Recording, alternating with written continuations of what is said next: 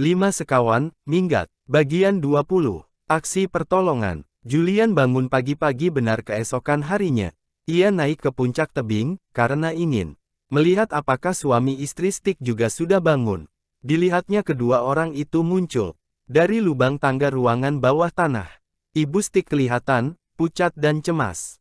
Kita harus mencari Edgar, katanya berulang-ulang pada suaminya.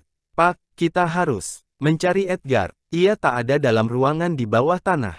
Aku tahu pasti. Sampai serak. Suara kita menjerit-jerit memanggilnya di sana, tetapi Edgar tetap tak muncul.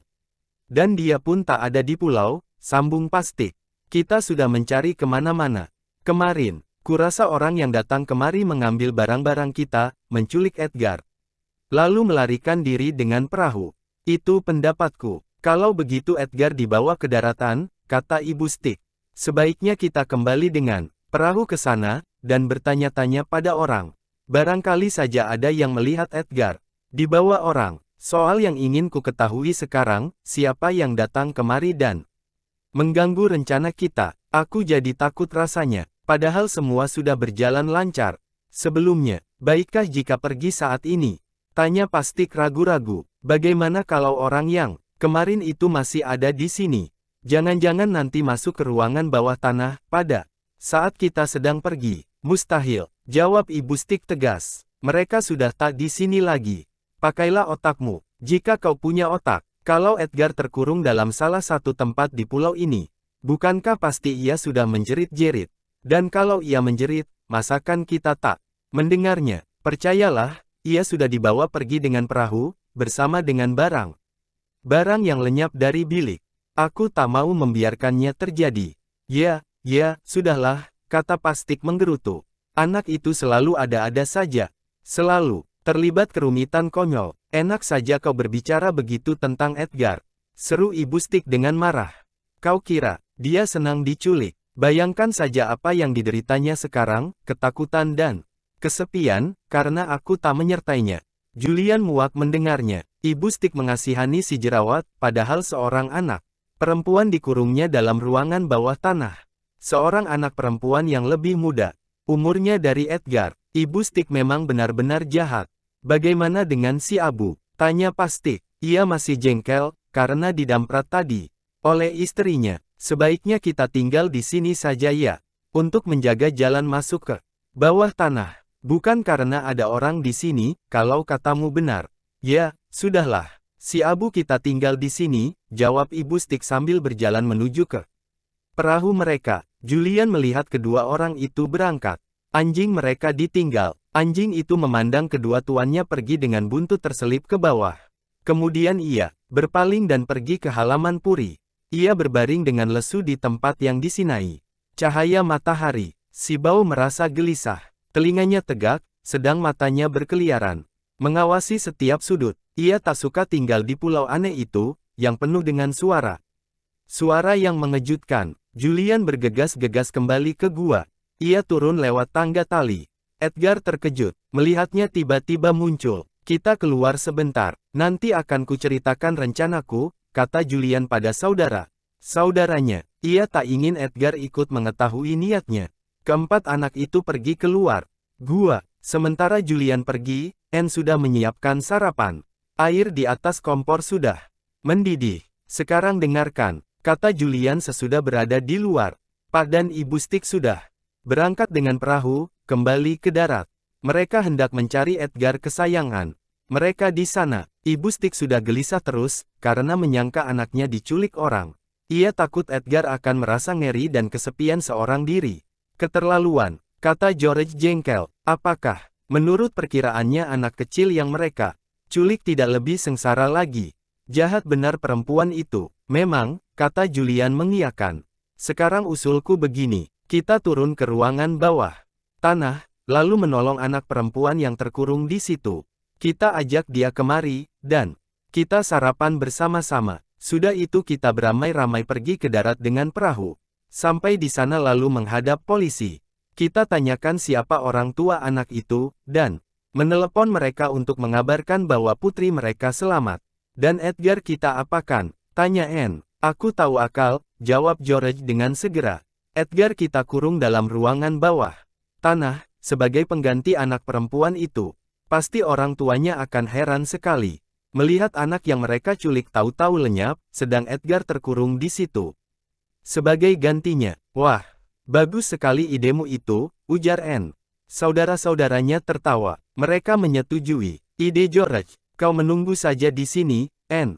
Siapkan sarapan untuk anak perempuan itu, kata Julian pada adiknya. Ia tahu Anne paling tidak senang disuruh masuk ke dalam ruangan bawah tanah itu. Anne mengangguk. Ia senang, karena tidak dipaksa ikut. Baiklah, dan ceret itu kuangkat saja dulu dari api, supaya airnya tidak habis. Menguap, anak-anak kembali ke dalam gua. Kau ikut dengan kami, Edgar, kata Julian. Kau juga, Tim. Aku hendak kalian bawa kemana? Tanya Edgar curiga. Ke suatu tempat yang nyaman dan tenang, di mana kau tidak akan dikejar sapi, jawab Julian. Ayo, cepatlah sedikit. Edgar bergegas bangkit, karena Tim sudah ikut-ikut menggeram. Hidungnya sudah dekat sekali ke kaki Edgar. Anak-anak memanjat tali, naik ke puncak tebing. Edgar sangat ketakutan. Ia merasa takkan mampu memanjat tali itu. Tetapi Tim menyambar-nyambar pergelangan kakinya. Karena itu Edgar buru-buru memanjat, lalu ditarik ke atas lubang oleh Julian. Sekarang kita harus berjalan cepat-cepat, kata anak itu lagi. Ia ingin sudah selesai sebelum suami istri Stick kembali lagi ke Pulau Kirin. Anak-anak bergegas melintasi tebing, memanjat tembok puri yang rendah dan kemudian melintasi halaman yang sudah rusak. Aku tak mau ikut turun ke bawah tanah, kata Edgar ketakutan. Kau ikut, jerawat, balas Julian dengan nada senang. Kemana orang tuaku? Ujar Edgar. Ia memandang berkeliling dengan cemas. Kurasa sudah ditangkap sapi, kata George. Itu, yang datang menguak-nguak dan melempari dirimu dengan segala macam barang. Anak-anak tertawa cekikikan. Hanya Edgar saja yang tidak. Ia kelihatan cemas dan pucat. Petualangan seperti itu sama sekali tak diingininya. Anak-anak sampai di jalan masuk ke bawah tanah. Ternyata suami istri Stick bukan saja telah mengembalikan batu penutupnya, tetapi juga menumpukan batu-batu besar di atasnya. Sialan benar orang tuamu, kata Julian kepada Edgar. Merepotkan orang lain saja kerja mereka. Ayo, kita beramai-ramai menggeser batu-batu ini. Edgar, kau ikut menarik kalau kami menarik. Ayo, awas, kalau kau tak mau. Edgar takut diancam begitu. Karenanya ia ikut menarik. Satu persatu batu-batu yang bertumpuk disingkirkan. Kemudian batu penutup lubang juga diangkat. Lubang yang menuju ke bawah ternganga di depan kaki mereka. Itu si Abu, seru Edgar sekonyong-konyong, sambil menunjuk ke sebuah semak yang tak jauh dari tempat mereka berdiri. Memang, anjing itu bersembunyi di situ. Rupanya ia ketakutan karena melihat Tim datang. Pengecut sekali si bau, kata Julian. Jangan, Tim, kau tak boleh memakannya. Tinggal saja di sini. Dimakan pun takkan enak rasanya. Tim menyesal karena tak diperbolehkan mengejar si bau berkeliling pulau. Mengejar kelinci sudah dilarang, kan setidak-tidaknya ia boleh mengejar si bau mestinya. Anak-anak turun ke ruangan bawah tanah. Tanda-tanda yang dibuat oleh Julian dengan kapur putih masih nampak di dinding lorong-lorong di situ.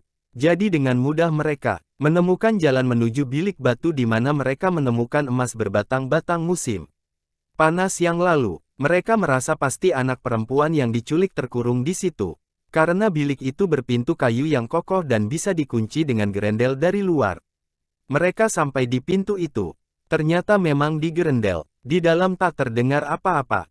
Tim menggaruk-garuk daun pintu, sambil mendengking-dengking pelan. Ia tahu, di dalam ada orang. Halo, seru Julian dengan suara gembira. Kau ada di dalam, kami datang menyelamatkanmu. Di dalam terdengar bunyi menggeresek, seperti ada orang bangkit dari bangku. Kemudian, menyusul suara lemah. Kau siapa? Tolong, keluarkan aku dari sini. Aku takut seorang diri. Kami sedang membuka gerendel, seru Julian membalas. Kami semua anak-anak, jadi kau tak usah takut. Sebentar lagi kau akan selamat. Gerendel pintu terbuka, dan pintu dikuakkan. Bilik itu diterangi cahaya sebuah lentera. Seorang anak perempuan yang masih kecil berdiri dalam bilik. Mukanya pucat ketakutan. Ia memandang dengan matanya yang besar dan hitam. Rambutnya yang kusut terurai menutupi Pipi. Kelihatannya anak itu habis menangis terseduh-seduh, karena mukanya basah kena air mata. Dick menghampiri anak itu, lalu merangkulnya. Kau sudah aman sekarang, katanya membujuk. Akan kami antarkan pulang ke orang tuamu. Ya, aku ingin ke ibuku, kata anak kecil itu. Ia menangis lagi. Kenapa aku di sini? Aku tak suka dikurung di bilik ini. Kau tak perlu menangis lagi, kata Julian membesarkan hati anak itu. Semuanya sudah lewat sekarang, atau tepatnya, hampir lewat. Masih ada sesuatu hal yang harus dibereskan. Bagian ini yang paling memuaskan. Kau ikut dengan kami, dan sarapan bersama-sama kami di gua. Kami mempunyai sebuah gua yang bagus dekat sini. Oh ya, kata anak itu sambil mengusap air matanya. Aku mau ikut kalian, karena aku suka pada kalian. Tapi aku tak suka pada orang-orang lain itu. Tentu saja tidak, ujar George. Dan ini Tim, anjing kami. Ia juga ingin bersahabat denganmu. Bagus benar anjingmu, kata anak itu sambil menepuk-nepuk kepala Tim. George senang mendengar anjingnya dipuji-puji. Dirangkulnya anak itu. Namamu siapa? Tanyanya. Jennifer Mary Armstrong, jawab anak itu. Dan kau? Namaku George, kata George yang sebetulnya bernama Georgina. Anak itu mengangguk. Dikiranya George memang seorang anak laki-laki, karena mengenakan celana pendek seperti Julian dan Dick. Rambutnya pun dipotong pendek, walau ikal bergelung-gelung.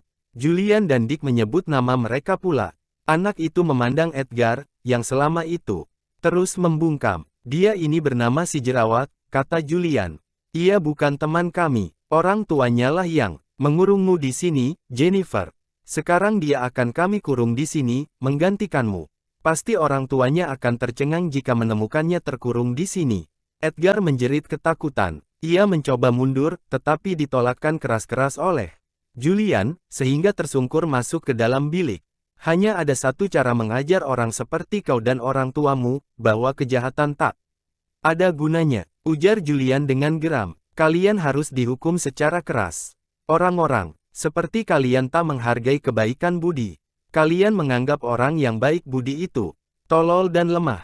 Nah, sekarang kau rasakan sendiri nasib seperti Jennifer selama ini.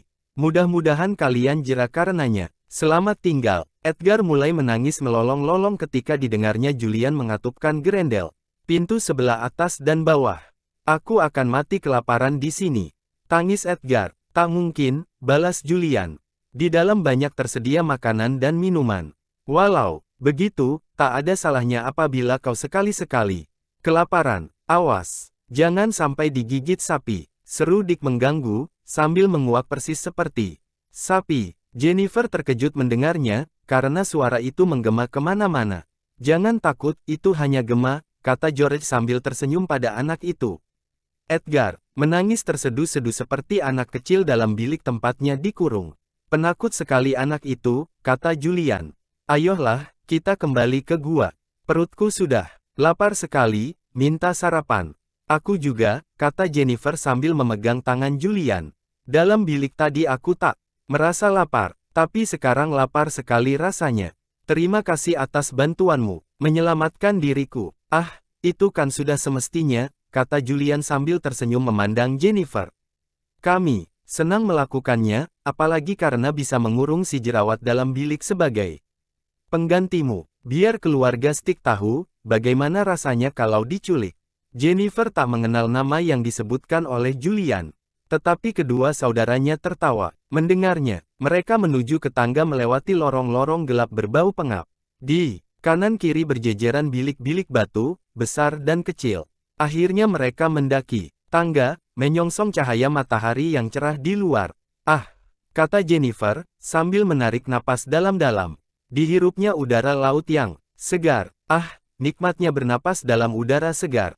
Di mana kita sekarang? Di pulau kami, jawab George. Dan bangunan yang sudah meruntuh ini puri kami. Kau dibawa kemari kemarin malam, dengan perahu. Kami mendengar jeritanmu. Karena itulah, kami lantas menyangka bahwa kau terkurung di bawah tanah. Mereka berjalan ke atas tebing. Jennifer tercengang ketika melihat anak-anak menghilang ke bawah lewat tali. Ia kepingin mencoba, dan ia pun ikut meluncur turun. Anak itu baik, ya, kata Julian pada George. Bukan main, dia lebih hebat.